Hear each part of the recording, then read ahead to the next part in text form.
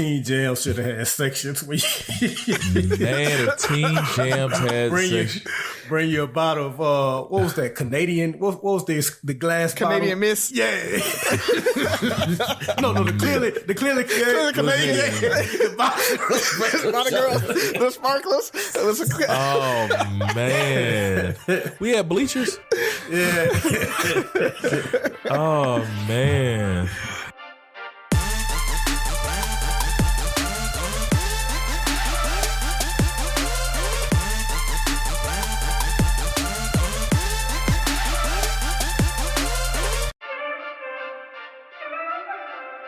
What up? It's Three Brothers No Sense, your favorite barbershop style podcast.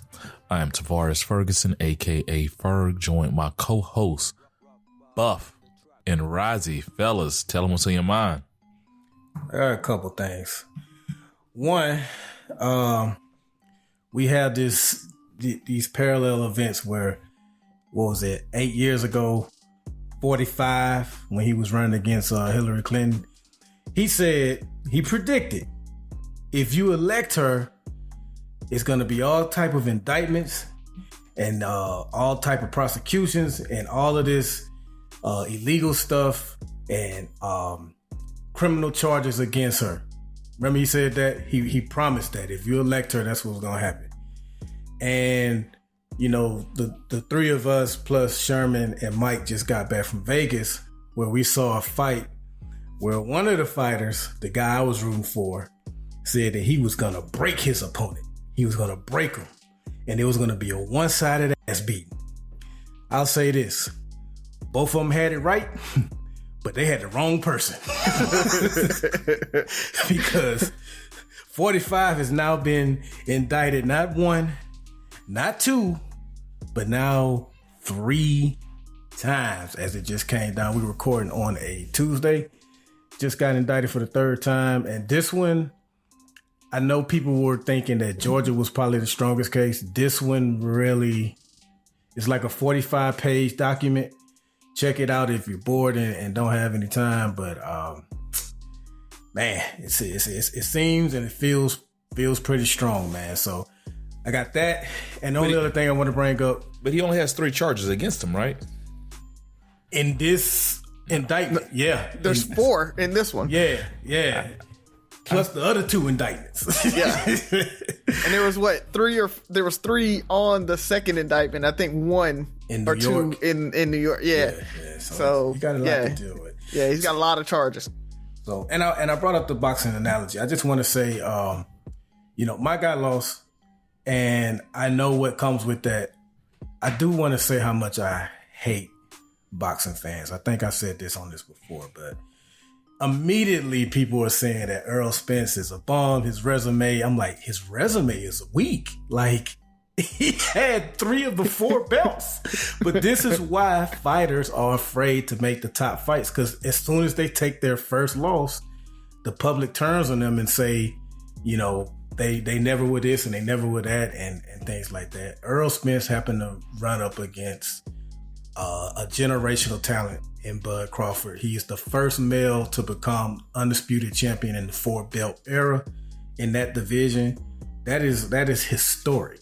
That is historic. So it's not that Spence was a bum. He beat some great champions, but he ran against Earl. Now there are rumors about something may have been wrong with him. I don't want to hear that. He took the fight. Once you take the fight and agree to the fight, the excuses go out the window. But it's why I did pick Bud on the last episode. Matter of fact, I got it perfect. I said 8th or 9th round KO, and it was a 9th round. He been through too much. The human body can only take so much, and you can't fight a killer like Bud and expect to say, I know I've been through this and that, but I should be all right. Nah. Yeah, but you're like Deontay even called out. He was like, he looked dehydrated, right? Like he was talking about how hard it was for him to make weight and how it just being older, getting older, it's harder to make weight. And so I do think he probably was dehydrated, not as an excuse, just one other reason why he lost, right? It was like, I think he was dehydrated. I think he tried to make weight. He wasn't able to kind of get his feet. You could kind of tell he was being overpowered. And that was really unusual for Spence, see Spence to be overpowered like that. So it had to be something more than just, you know, the accidents or whatever. I do think that he worked so hard to try to make weight that he couldn't put the muscle back on. He couldn't get back in fight and trim in that 24 hours to actually be able to come out there and give the best. So with that buff, do you want to see a Spence Crawford 2 or not? I know, and this also happens a lot too, the knee-jerk reaction when one boxer, and he got pretty demolished. I will say this. He got demolished. We have a recent example of Wilder getting demolished in the second Fury fight. And although he did get beat in the third fight, people are saying that that's one of the best heavyweight fights they ever saw because he knocked Fury down twice in that fight, and it was much more competitive than the second fight. And they're talking about doing it at a different weight class. So if they have it, I'll watch it. But I ain't flying to Vegas to see it. Spence got to show me something before he gets some more of my money. Yeah, I mean, backing up. By the way, y'all were way too low for Trump. He has 40 felony counts. Just throwing it out there. Okay. But he wants to push all that after the presidency. It's just ridiculous. Like, no, just hold off. Yeah, bro, that was it. I mean, the fight's been the talk of every group I'm in, and it's some of the things you said, but then it was Crawford just a better fighter? Like, you know, even hydrated, could he have done anything with those counters? Because he initially started just countering, but then when Crawford went on the offensive, it was just over. That's very accurate. Very accurate. Yeah. You know, when he went on the offensive, it's like, okay, because his game plan was to just counter. You know, it seemed like it was just a counter, and he realized that, you know, sometimes that power is great until you get outboxed, and then when that power fails you. Yeah, but I think that's what it was, though. I mean, you saw. I think you mentioned it. It was like Crawford literally threw Spence off of him. Like, it wasn't, you know, something. I think if he had been more grounded, more well prepared for the fight, he would have been able to stay inside, which is where he fights usually. So it would have been very, very different than Crawford just using that jab, keeping that distance, and then counterpunching every time Spence walked in. It was like he took a step and boom, his head, you saw his head just pop back up. So it was a very different fight than what you see in the past from Spence. So I do think with a little bit of a different game plan, like you talked about, them being able to fight at a higher weight class, him being able to prep a little bit more, that it might be a better fight. I still think Crawford Isn't wins. How everybody even in that, loses? Though. Like, if my game plan was better, if I was in better shape, you know, like, not everybody, but it's like, you know, if I changed this, I would be the champ. You know, I'll say usually you have a backup plan. And it's like, if you listen to Crawford after the fight, he said, we knew Spence had a great jab and we worked on taking away that jab. Once they took away that jab, it was like, okay, Earl, I can't wait to see the replay because we couldn't hear what they were saying in the corner, but I just wonder what Derrick James was saying. Like, okay, we need to do this now. And they didn't do, like, even with, I mentioned Wilder, he had a different game plan for that third fight. His game plan was to go to the body because Fury is so elusive. It's much harder to hit his head. So he went to the body. So yeah, he should have had a backup plan or something. Yeah, and I mean, and then Crawford worked on his jab. You know, he talked about him having that strong jab. I forgot what term he used, but I mean, that's something he worked on. So you thought Spence was going to dominate with his jab, and Crawford's jab was just dominating. I mean, making his head snap back. And sometimes you have to bully the bully. We saw it with Buster Douglas and Tyson. I keep bringing this fight up, but this is what Fury did in the second fight. Instead of waiting on Wilder to land that powerful shot like he did in that first fight, he was like, I'm going to come in extra heavy and I'm just going to bully the bully. Yeah. And Spence was literally known as the bully of that division. And Crawford was like, not today. Like Razi mentioned, he literally shoved him half across the ring like, I'm the bully today, bro. It's also psychological. I mean, it's the gentleman's sport. I mean, it's the fact that it's It's game plan. And if you're used to being the bully, we've seen all the damn kung fu fighting movies. When the bully realizes he's not the bully anymore, the montage, the theme music started playing. I'm the best around, like the Rocky theme, all that started playing because it's like Drago ain't Drago no more, right? And so I hope for, if they do a second fight, I hope for a rematch at a higher weight class. Oh, one last thing I want to say, because I had posted this video and then I wound up deleting it because I was like, it really sounds like respectability politics. But I'm going to say it anyway. It's very hard to get that many people to support two black fighters. It's usually like a Mexican and a black fighter or a white fighter and a black fighter. On top of that, this is one of the most well-behaved crowds I've ever seen. Like every fight I've gone to, there's a fight in the crowd. Like that's the joke, that there's always a fight at the fight. There was no fights. There was a little shit talking, but there were no fights. And that majority black crowd came and supported those two brothers, man. And those two brothers showed class. Earl took that beating, shook Crawford's hand like a man. I just want to say, it was just great to see that without any of the ugliness. Do you think that was because even in the lead up to it, they showed respect to each other? They, like you said, they talk to each other. They you can tell it was a rivalry there, but it wasn't I hate you. It was healthy banter with like you could tell both of them wanted to win, but they kept it respectful. Was that the weigh-in where they were just like, let's go get paid, let's go get this money? Yes. And literally both of them, when they both put their hands behind their backs, that was kind of like, let's just do this. I said, it's a gentleman's sport. Let's go do this. Let's make it do what it do, and make the best man win. And of course, as usual, as predicted by me, Team Dark Skin. And I say that because I'm not the boxing fanatic by far of the group. I'm probably the least passionate about boxing. So, it's usually easy to kind of like, okay, like you said, most of these major fights, you might follow somebody, and if you're not, you bet on black, that's just how it is. And now he's like, okay, who do I do? How do I do this? I think that's what I enjoy too. Having y'all there, like I love the sport, and it's not the most popular sport at all. It's definitely fell way behind other sports for a multitude of reasons. But to have you guys there and enjoy that event, and it was really cool for me, man. So I just appreciated y'all being into it, enjoying it, embracing it, and just having fun. Good. The undercards were pretty good too. Oh yeah. The undercards were really good too. Definitely. So the crowd, everybody. Shout out to Vegas. They owe me nothing.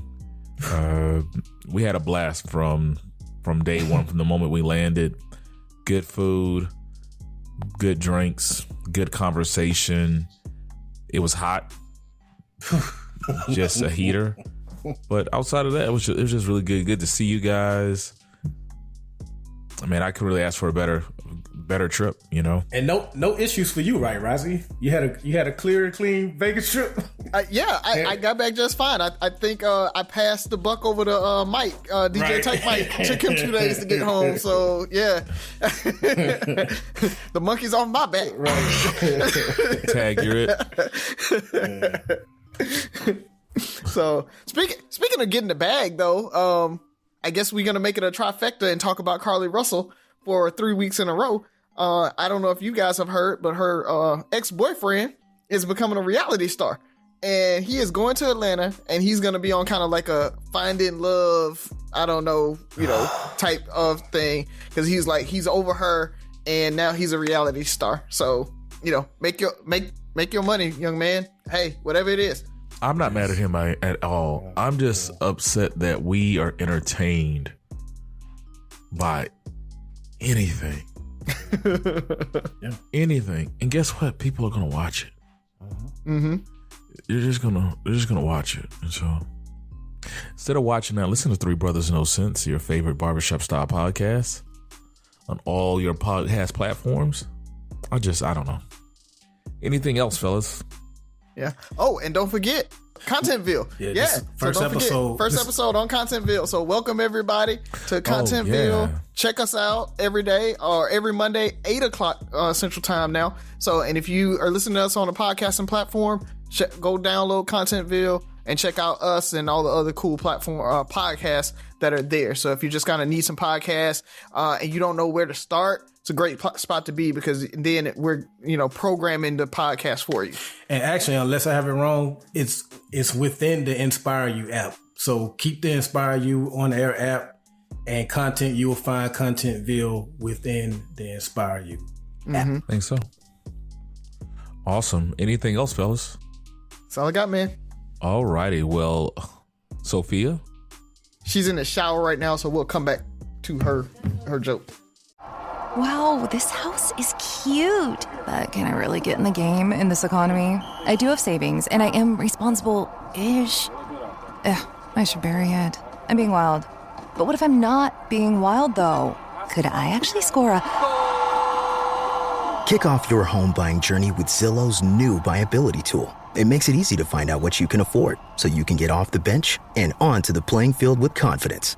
Check your BuyAbility only on Zillow. Saturday presents, in the red corner, the undisputed, undefeated Weed Whacker Guy.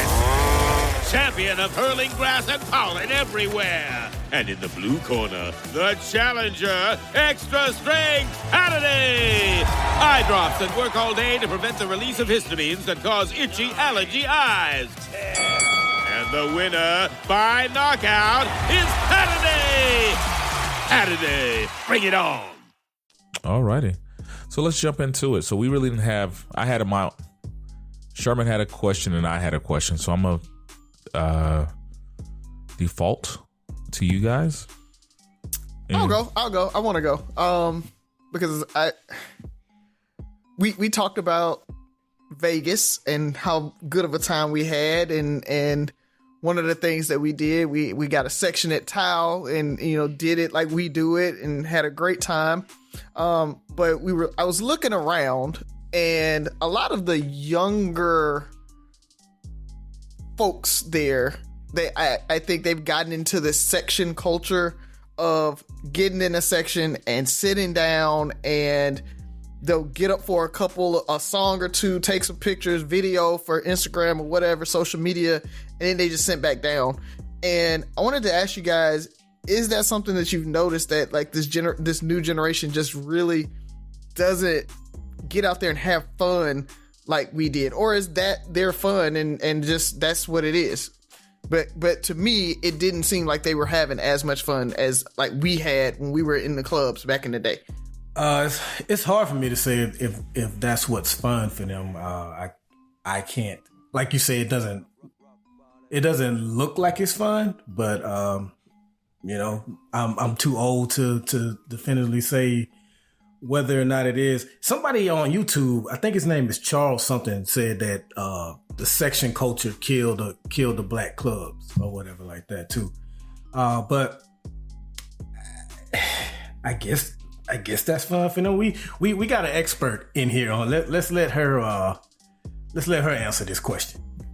So we always talk about Haley, but so I'm down in Disney right now in Orlando, and so I've got Haley and her best friend Liz.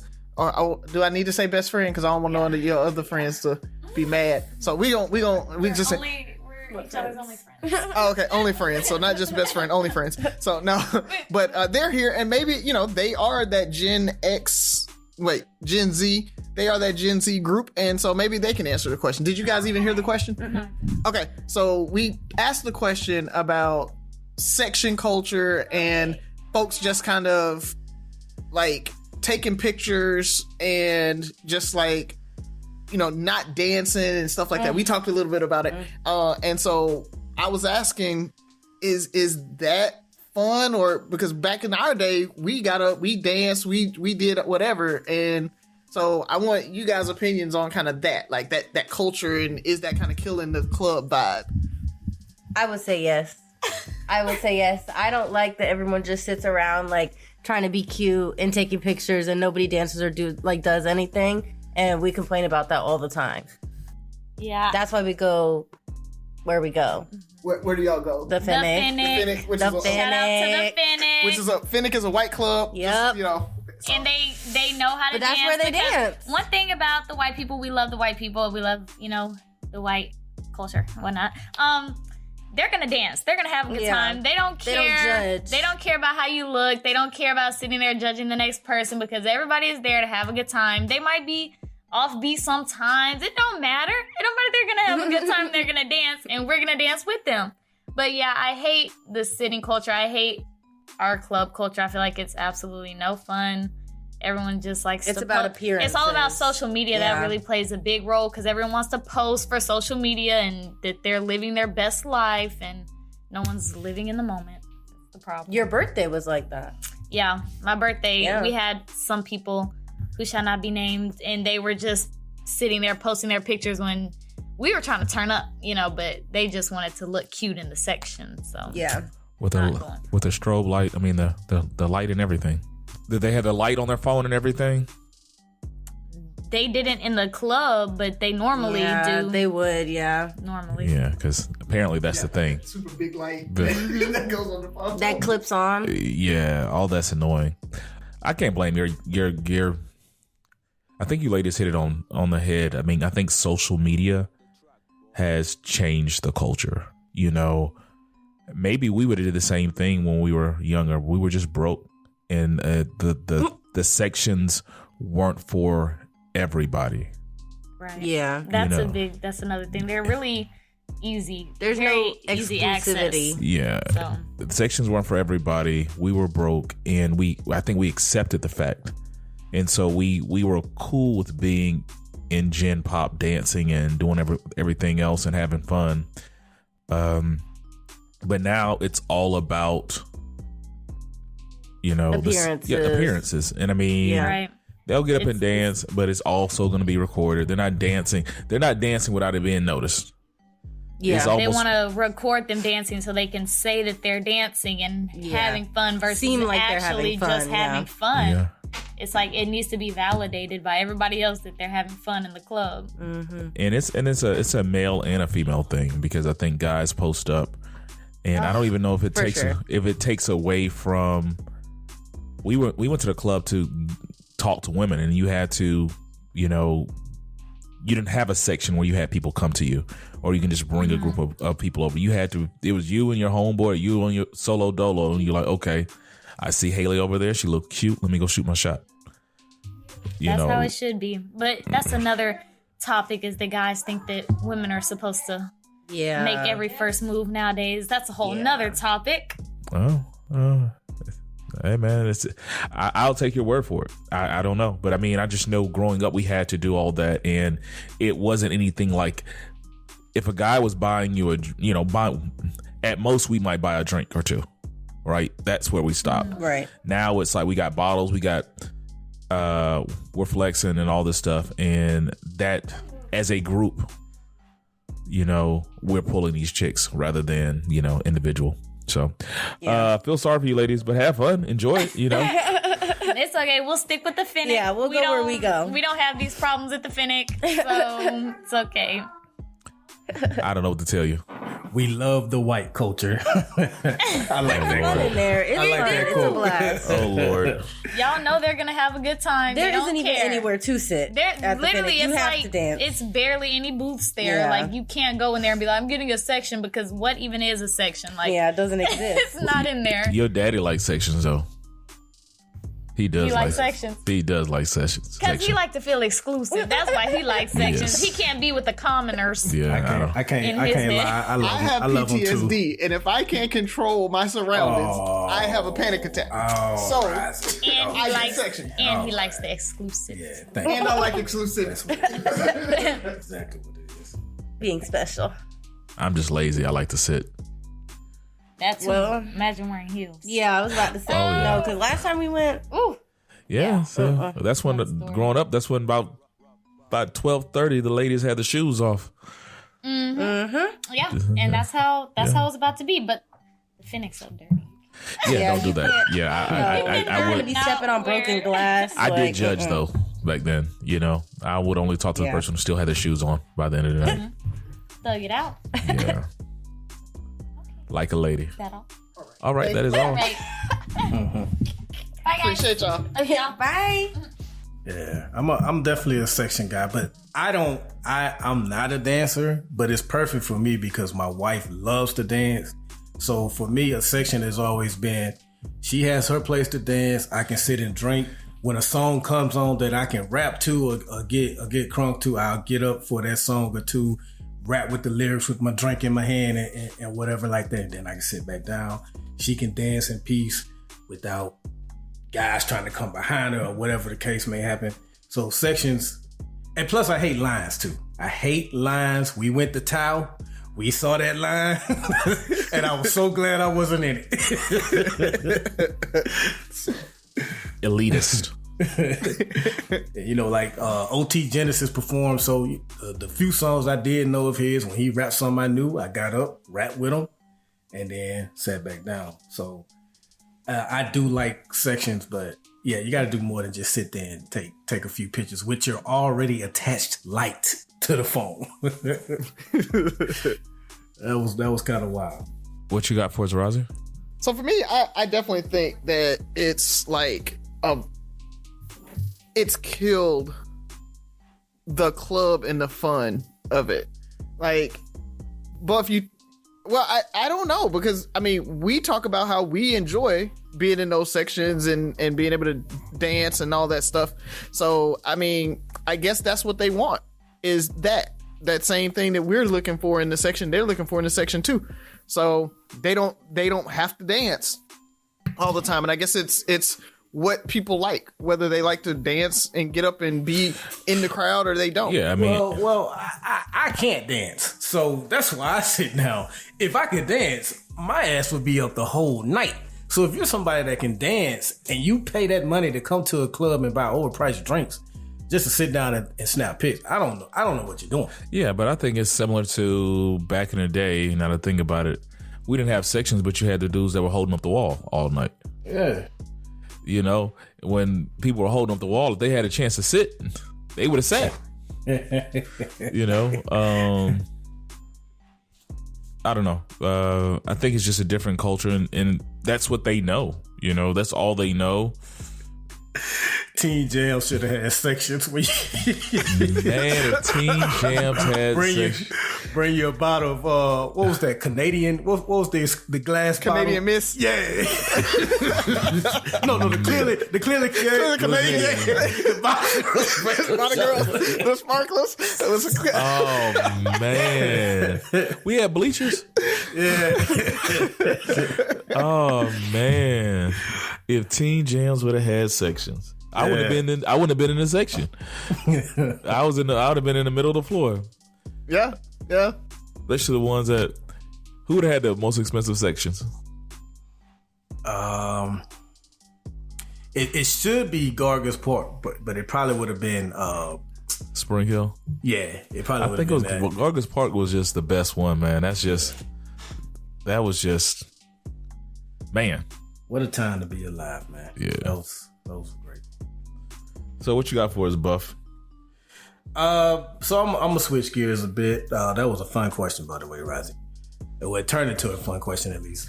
I want to know, because, you know, as we state on here almost every episode, all three of us are parents.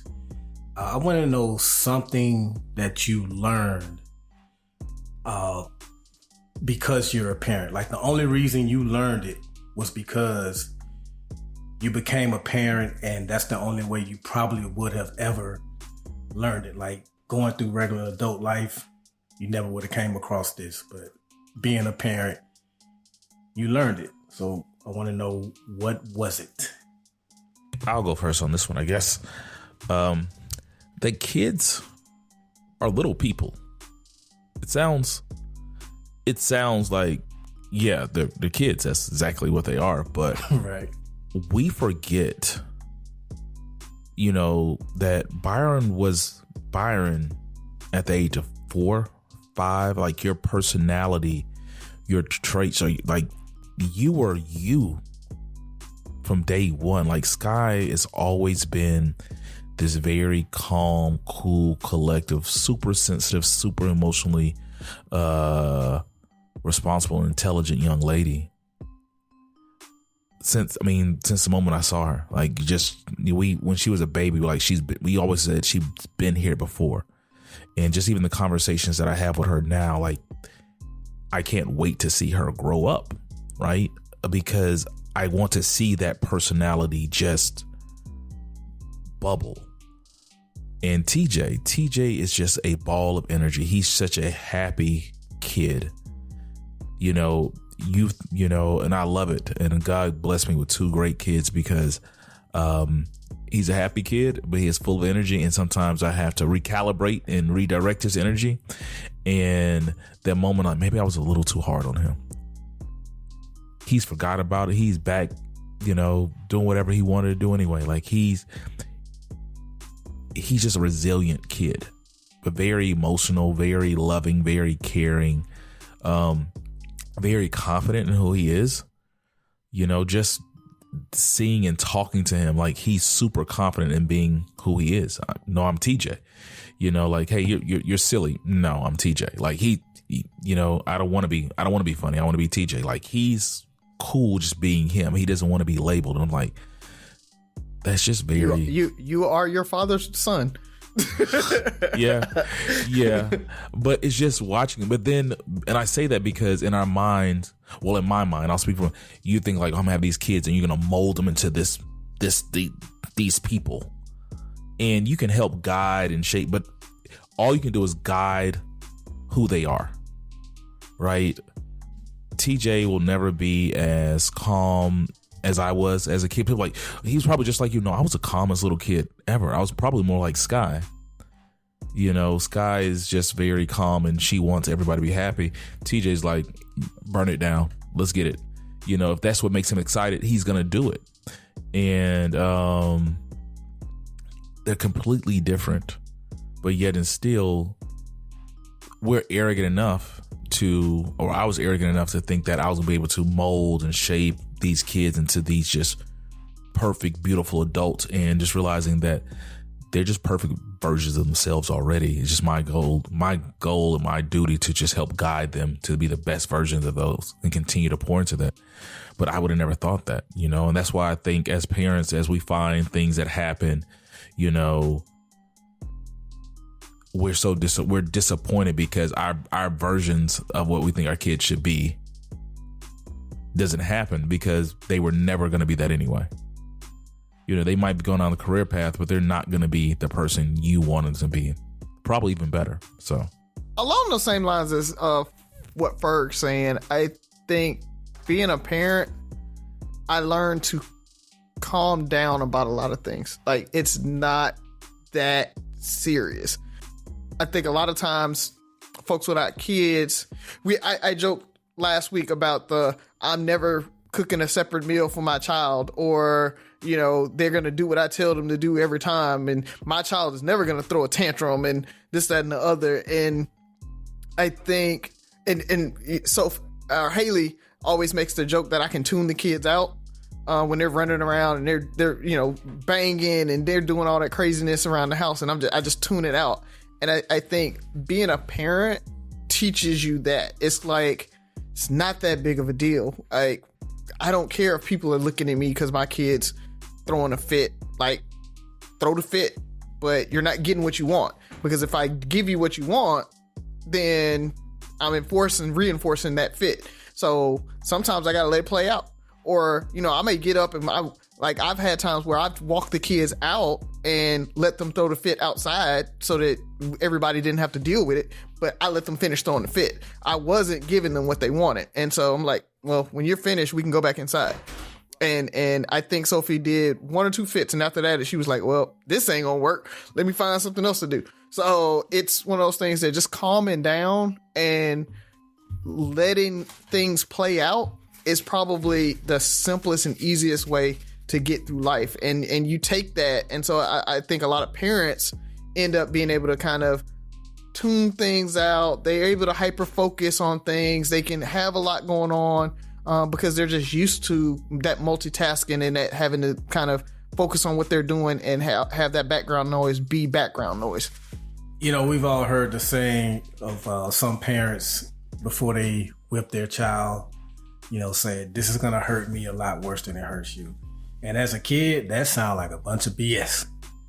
But when you become a parent, and it's not just whipping, even when you have to, you know, put your kid on punishment for something they did or didn't listen to you, that hurts as well. Especially for me, like especially when Jasmine was younger, I like to have a lot of fun with her and play around. So when I had to punish her, it would be like punishing myself a little bit, depending on what her punishment was, or having to discipline them if you're into, you know, whipping your kids. Like, it does really hurt. That's not something you want to do, but at the time, in order to correct that behavior, you have to do it. And the other thing is, I think you don't realize the sacrifice your parents make. Like, Razi, you have Ali in soccer. Ferg, you already do so many things, you know, outside of the kids with work and with the lamp lighters and things like that. And then, you know, putting aside time for your kids and doing whatever they need to do. Like, when I play football and stuff, I don't think I realized the sacrifice my mom was making. Like, you going to work every day, you running them back and forth to practice on top of work, and then you finally get a day off, and this little Negro got a game going on. You gotta get up for that, so you can't even relax on your day off. Or you gotta, you know, they lost one of their cleats, so now you gotta run to the store and go grab them another cleat or something like that. So the sacrifice, like, I know you can make sacrifices without having kids, but it's just a different type, man. Like, your time becomes so valuable when you have kids. And the other thing too, man, on a less serious note, when your kids are little, noise is a good thing. Because when they're in a room somewhere playing and it's just quiet for too long, you get worried. Like, Exactly. I ain't heard. Go check on the kids. But long as you hear some things dropping and falling, or maybe even breaking, jumping, you know everything is good up there, man. So that's all I got, man. Quick question. I'm gonna, because I like to debate it. I think we've been everybody's been so accepting. You know what? I believe when you say it, or I say it, or Razi says it, or some of our parents say this hurts me more than it hurts you. I believe that. But at the same time, I feel like some of that's default. I feel like there was a lot of parents who that was their only outlet, and that's the only way they know how to discipline their kids, and it was just normalized. So, because, you know, one, you have a child abuse where a lot of these parents are they're lashing out because that's the only way they know how to raise or rear their kids. I think they're taking every frustration from the day out. They're taking that frustration from their boss and from their side chick that's trying to talk with their main chick and all of that. And all that frustration is going into them whipping that kid because that kid did something. They were too loud when they did something random. Or they finally come across somebody that they get to tell what to do. They go to work, somebody tells them what to do. So they finally get to come back and dish it out. Because even now, there's times where, like, I think even when we were in Vegas, you know, TJ was TJing, and it was like, okay, when I get home, there's going to be, you know, it's going to be a problem. But by the time I got home, and this happens a lot, I find myself wanting to talk to him more and because I can see the disappointment in him trying to understand the problem and him trying to understand how to correct it, but he's still 4 and he's still TJ, and, you know, 17 seconds into the conversation, he's good. 18 seconds, he's, you know, squirrel. And so, but I think, what I will say is I think there has been a shift, change to the way our generation, and I think the generations after us, are trying to parent. Now, I don't know if it's going to work, you know, because, and I think I was talking to Razi about this too, as much as I tried to just talk to TJ and work with him, sometimes I feel like he needs that immediate correction where it pauses him, makes him stop and think, and that shock of pain or whatever for that split second, like hones him in, like, okay, I need to calm down because that ain't gonna work. And but I don't know. We're still figuring it out. Agree. I definitely think our generation is trying to be a lot less of the because I said so type of parents, and at times explain to the kid why that's wrong or why you're having them do this versus that.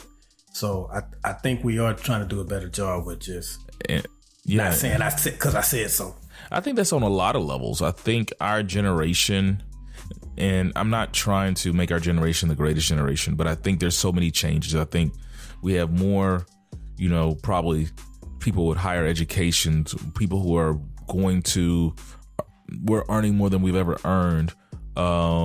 Marriages are probably lasting longer. You have more and so we're trying to figure more women in the workforce. So we're trying to figure out something that is new to not just our culture, but just America in general. Having more two income households. So our parents might not have dealt with that, and our grandparents didn't deal with that, and all this stuff. So we're trying to reinvent or reshape how we deal with marriage. We're trying to reshape how we deal with kids. We're trying to reshape how we deal with religion. Pretty much everything. I think if you had to generalize Gen X or Gen Y, we're generation. What were we? We're the Y generation. We're Y. Yeah, millennials. Yeah, we're Y.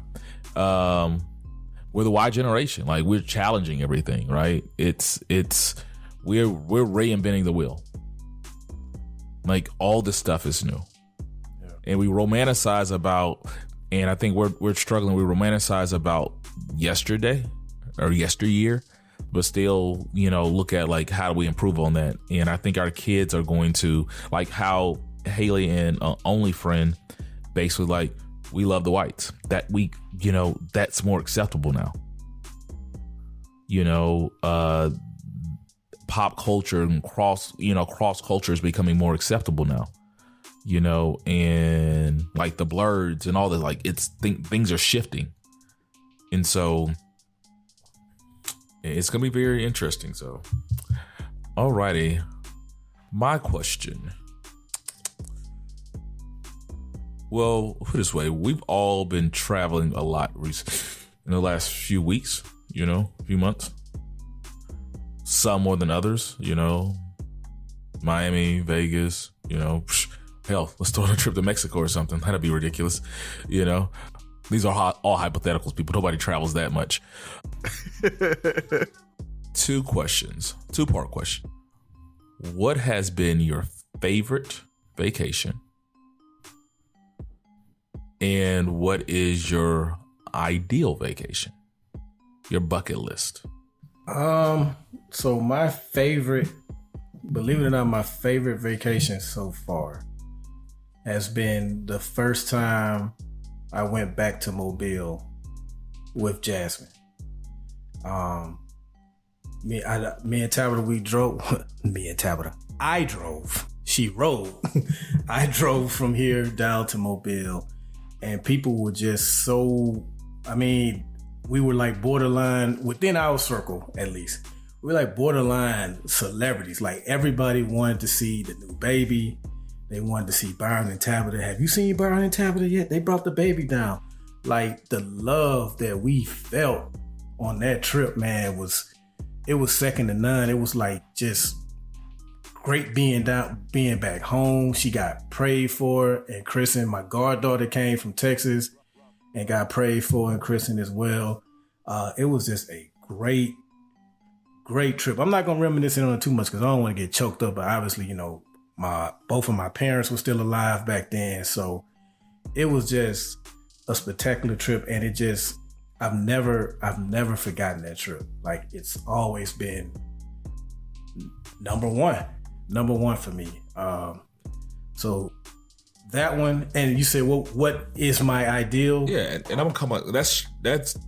I didn't expect that. Because you're pretty much, you travel a lot. Yeah, my ideal trip.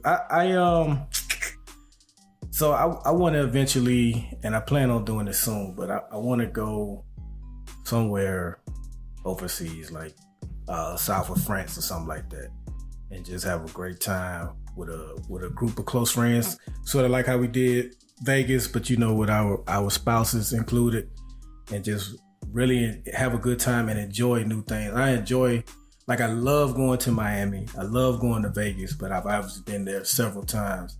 I want to go somewhere where I haven't been and experience some new things. What all that entails, whatever that place has to offer, I'm down to experience it. Yeah, for me, I don't know if I'm gonna steal this answer if it's yours too, but it's the Paris, Spain trip, right? Like our 5-year wedding anniversaries, and people, we did not plan to get married the same year. That was not like cap. That's cap. It was not. I promise you, it wasn't.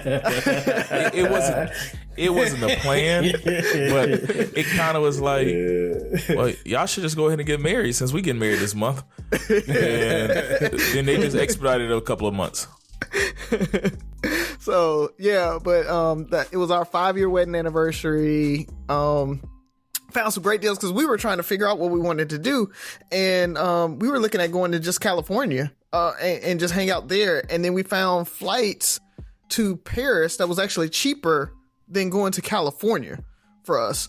So it was a great deal. We got there, and just the memories that we were able to make, right? Like we were in a text message, and you were asking about Paris, Buff, and I told a story about how the night we got to Paris, we had a B&B. There was a pub under us. We went downstairs for a couple drinks, hooked up with the locals there, drunk up till the bar closed down, and they were like, hey, we always go to this crepe spot after the bar closes. So we walked down the street to this crepe spot. And when I say walk down the street, I'm talking like a couple blocks, like probably 6-7 blocks. Walked down the street to the crepe spot, hung out at the crepe spot all night, like just chilled so hard, man. Made so many memories. Rented bikes and rode down the street, went and got baguettes and stuck it in the basket just so we can say we did it type thing. Like, I reproposed to Jenica in front of the Eiffel Tower that trip. Then we went to the wrong airport, right? Because we didn't know Paris had 2 airports. So we were thinking we're going to fly from Paris to Spain. So we go to the airport, and they're like, yeah, y'all supposed to be at the other airport. So we, but it was just that even the bad things that happened ended up like just making memories, right? It was so cheap to get another flight. We literally, I think it was like $80. We booked the second flight, and we just said, screw the first flight. We booked a flight from that airport to Spain, got to Spain, took a bus down to La Tomatina, which is like the big tomato fight, where people have to climb a pole to get a big stuffed pig off the top of the pole, and people just belt each other with tomatoes until the person gets the pig off of the pole. So it's the most random thing in the world, but it was just dope because we had to walk probably 6 miles to get there, and we were drinking sangria the entire way. They had free sangria stations the entire way, so we just like drunk sangria all the way down to it. We were totally roasted, throwing tomatoes at each other, came out smelling like a pizza. Like, the memories that trip evokes. And then Jen was there, so on top of all of that, so I mean it was just a great trip, man. My ideal would be something like that, but with a larger group. Like you talked about, having that international trip where you have these experiences, because that's what I'm all about. I'm all about just experiencing something new, experiencing life. So if I haven't done it, I want to do it.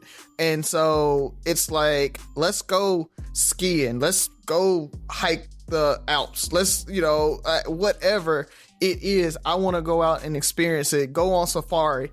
And I want to do it with friends to be able to make those memories and be able to talk about it and laugh about it and joke about it after, even the bad stuff that happens, right? I mean, it's all of that brings back a memory of just joy after you get past it, right? As long as, you lost your passport and, you got pickpocketed and lost your passport and had to stay 2 extra days or 3 extra days. But at the same time, you got here, you got back home, you still have those memories, and you and Z were able to spend 3 more days in Spain, and kind of chill out. So it's all of that, man. So I just want to be able to do that. Yeah, that was a lot of extra money too. Just throwing it out there. Yeah, I'm sure. Yeah, so you definitely stole my first, because it was just a great trip, just like you said, from the time we got there, just meeting the locals. I'll tell you one thing, and I'm going to do another trip because I don't want to go the same one, but, and maybe it's just me, is the good thing about staying in the Airbnb there was we got to interact with the real people. Like you said, we went to the pub that was right down the street, or down under our building, and we sat there and talked to people, like real life people. And a lot of times, I when I think I'm on vacation, I assume everybody around me is on vacation as well. And so when you're talking to them and they're talking about, just having kids and just, getting away for a date night to the city, because people live outside of Paris, so it's just like, you stay in Manassas and you drive to DC for date night. For them, it was that kind of thing. Like, me and my wife needed to get away from the kids. I just lost my job, just got a new job. All these things are like, man, people around the world are people. It's not just these people happen to be here because I want to be in Paris, and all right, let's get everybody in Paris so Ferg can enjoy itself. It's really like there's people really doing their thing, and just meeting and talking to them. It was funny because the dude who owned the pub or the wine bar met us at the crepe spot. So it was just like everybody was connected. But my favorite trip was actually a year ago now. Z and I, after our vow renewal, went to Turks and Caicos, and it was just so relaxing. And everybody knows I'm a people's person. I like to talk, and I'm not a big on all the excursions and all that stuff. So I was like, man, what are we going to do for this week together? Like, are we going to get tired of each other? We're going to get bored because there's nothing else we really can do. But when I say we just spent so much time just enjoying each other's company, and just talking about everything. I mean, I think one of my favorite conversations we had, every night we shut down, going to the pier, going to the fire pit, took a little blanket out there because it was still just a little bit the wind from the wind, the beach's breeze was a little nippy at night. So we sit there and talk, and one of the conversations was like, 10 years ago, did you think you would be here? Like, did basically for both of us, where we were at that day surpassed our wildest dreams of being married? It's like, yeah, you hope to be married and in love and all this stuff, but I just never thought I could be this happy, this in love still 10 years in, right? Like, I still look at my wife like a newlywed some days. I'm just like, damn, how did I get so lucky? And we just talked, every day, all day, had great drinks, great food. It's like a laid back Jamaica. It's not over too crazy, too party. It was a really good vibe. And I loved it. My ideal or my dream vacation would be, I don't know exactly where it would be yet. I'm thinking overseas or something like that, but I would love to get the people that were at my wedding, especially like the bridal party, the wedding party, plus family and just a few more people that didn't get to make it, all on a group trip together again. Because for me, that whole experience where we got to mesh our worlds together, where it was my friends and family from Mobile, my friends from college, and my friends from Houston, and same with Z, all being together in one spot, because it's very rare that you get to mold or mesh your worlds together, and people get to interact and meet. Even when you get married the first time, it's kind of like, if you get married young, it's like, okay, these are the people I've known for the last 22 years. That's all I got. Now it's like, I'm 41 years old, here are the people I grew up with. They got me to college. Here are the people at college that got me to where I'm at. Here are the people that we met since we've been married and helped push and guide our marriage and, you know, our confidence. And it was just having all you guys. And that's what my wedding party was, who it was. It was a mix of my Mobile people and family, my college friends and family, and my friends and family here in Houston. And I would love, and I feel like the energy was just great. You know, I forgot some of my friends like, we got to do this again. Like, when are you going to do this again? I'm like, you know, this is not a family reunion. But it's like, no, it's like a Ferg family reunion. I'm like, you know what? I like that. I want my closest people to get together again and have something. So it could be something maybe more local where, you know, I would love to get to the south of France, like with Byron. But if we did, you know, the Hamptons or Miami or whatever, and we just were able to get together and have a whole weekend or week of just events and enjoying each other, because I don't know about you guys, maybe I was just on cloud nine, but I had a blast that weekend. You know, from the time the first guest arrived to the time the last guest left, I was on cloud nine. So maybe for our 15 years is way too close. You know, I just want to say one more thing about my trip. You learn, and I've heard other people express this too. You learn that because before Jasmine, every time we went to Mobile, you know, Tabitha mom couldn't wait to cook for us. My mom couldn't wait to cook for us. We go down there with Jasmine, the cooking stopped. Like we go home, she be like, I go pick y'all up some crawfish from Mud Bugs, or Tabitha mama go get hearts. But all they wanted to do was just spend time with the baby. They didn't have time to cook.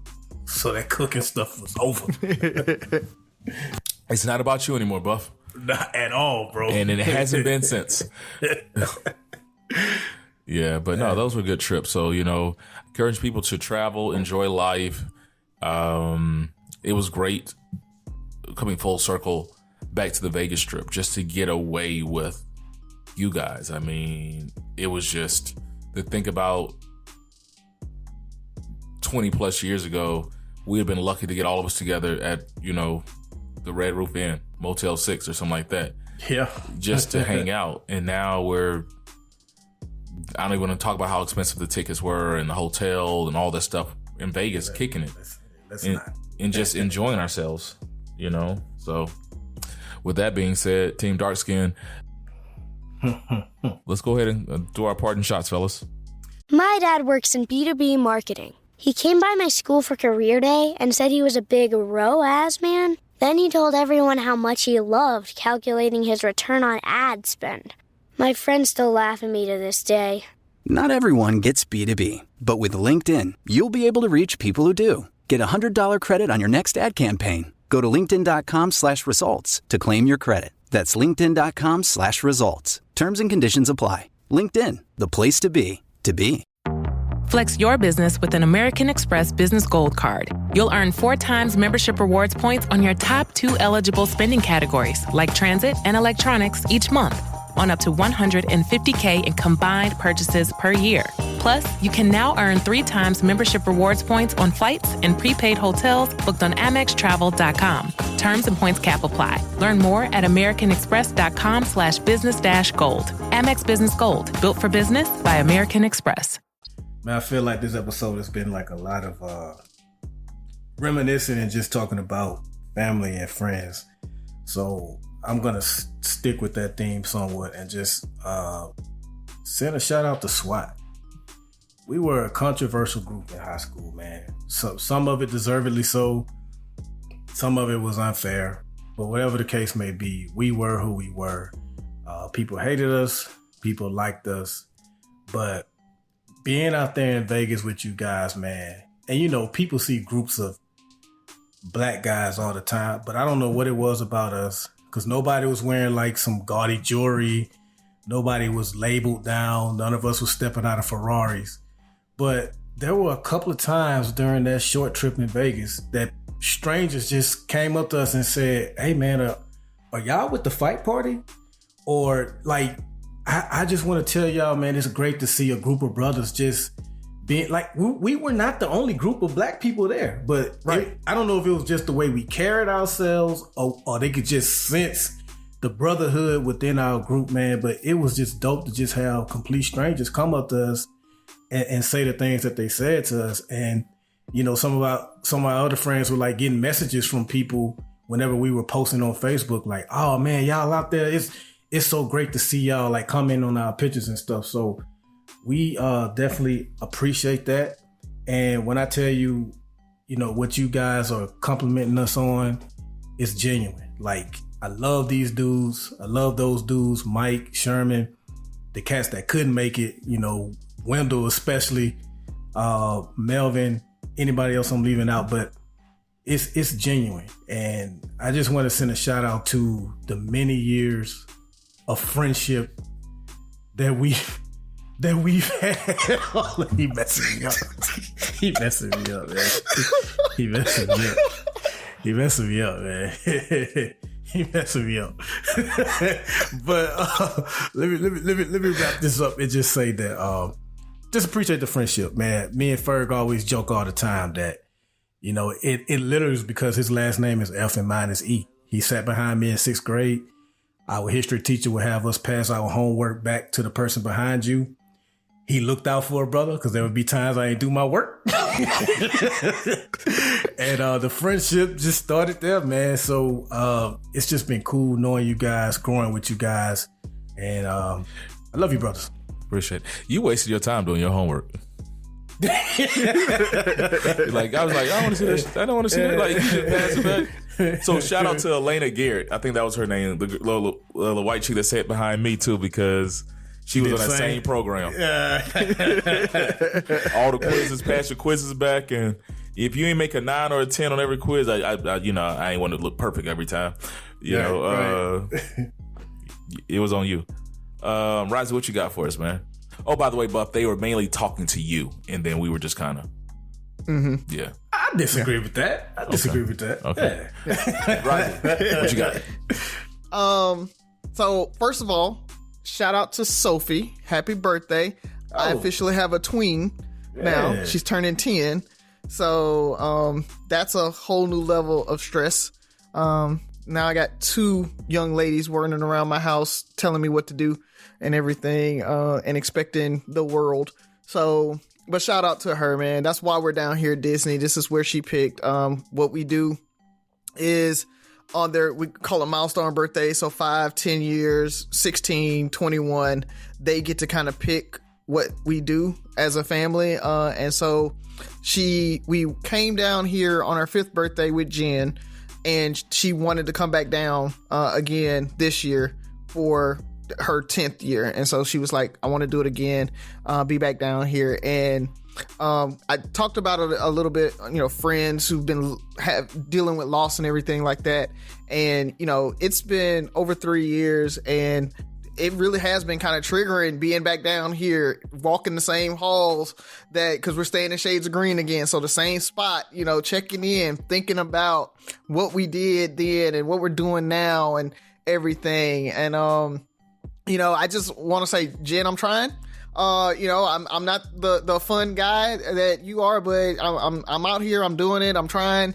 Sophie's having a great time. So that just warms my heart in general.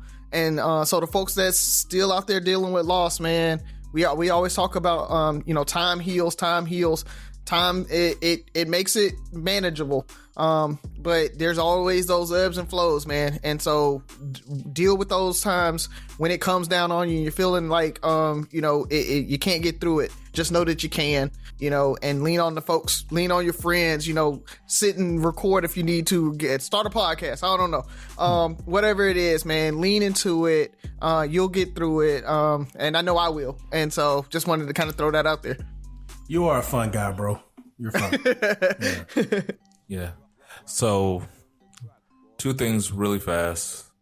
First of all, dude, I'm so proud of you. And I mean that from the bottom of my heart. You have risen to the occasion, gone above and beyond. And like, I'm so proud of you. The day I got the news, my biggest concern is like, is he going to be okay? and I couldn't sleep for days. But I know you're not perfect. I know it's not over and it's still tough. But dude, you're better than okay. You've done way beyond what I thought you would be able to do at this point, and so I couldn't be prouder as a friend. You know, if you need anything, I'm here. I'm a flight away. You know, we love you, and if there's ever a moment you need us, you know, and it's just not me, it's all of us. And I'll just say that. And so appreciate that, man. Yeah, I love y'all, man. Really do. Yeah, so well, crazy segue. We were talking about the wedding and everything. So we're recording on Tuesday, August 1st. So tomorrow, August 2nd, will be my 11-year anniversary. So happy anniversary, babe. I know you're not going to listen to the show, so I don't know why I'm saying it anyway. But happy anniversary. Love you. And to many years more. So, alrighty. Anything else, fellas? Good, bro. All right. We didn't get Sophie's joke. Oh, yeah. She is in the other room somewhere doing something. So. All right. And we didn't get a Razi joke. I guess we'll just have to suffer through it all today. So yeah, we just be jokeless. Yeah, which is almost the same, right? Yeah, if I have to do it. Yeah, that's a good joke. With that being said, Three Brothers No Sense, your favorite barbershop style podcast. Remember the 6 rules of podcast, people. Listen, like, share, subscribe, comment, and most importantly, listen again. That might have been 5, that might have been 6. I don't know. All right, talk to you next week. Contentville, what up?